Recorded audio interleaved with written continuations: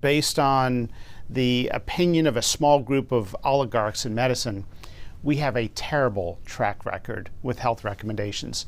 And the peanut allergy epidemic today, by and large, was ignited by a bad recommendation about 24 years ago by the American Academy of Pediatrics. Creating an illusion of consensus, they put out a recommendation that all mothers and children 0 through 3 years of age should avoid peanuts. All mothers who are lactating, all mothers who are pregnant, and children 0 through 3 years of age should avoid peanuts altogether. Total peanut abstinence was their idea on how to prevent a peanut allergy from developing. Turns out they got it perfectly backwards. They forgot about a basic principle in science called immune tolerance. Mothers had known it as the dirt theory. When you're around something in infancy, your immune system learns not to see it as foreign, and you don't become sensitized and allergic to it later on. Because of this catastrophic wrong recommendation by the American Academy of Pediatrics, putting out their gut feeling to avoid peanuts with no scientific evidence, and put it out with such absolutism that everybody needs to do this, we saw peanut allergies skyrocket. And as this happened with the new recommendation, they thought, well, we just got to get more compliance. We got to double down. If we're going to beat this epidemic, we have to get more people to comply.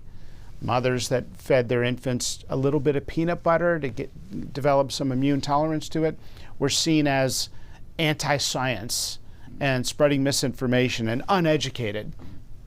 Turns out they had a lot of wisdom. And a group of doctors who had disagreed with this big recommendation were basically sidelined, they were silenced.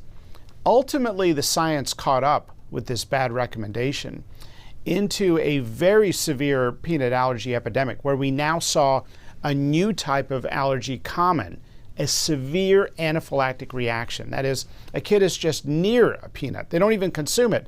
They're near it. They can go into a life-threatening anaphylaxis.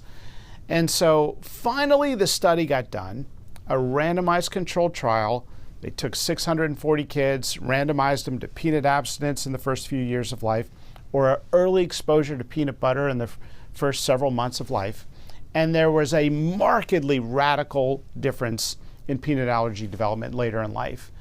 And the scientists believe it's the same for milk and eggs and many other things that should be introduced a little bit early in infancy.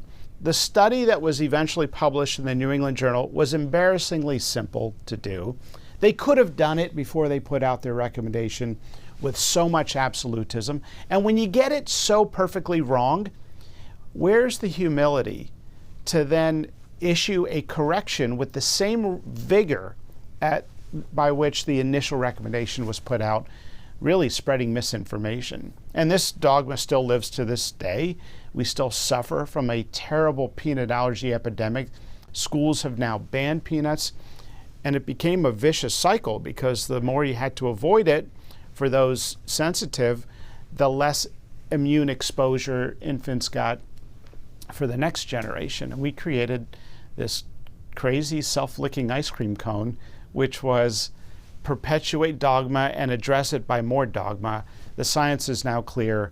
The American public deserve an apology. And this is one little peek into a broader medical establishment that can put out things with such absolutism as if it's based on scientific evidence, when the reality is it was just an opinion. Yeah, and so I guess the solution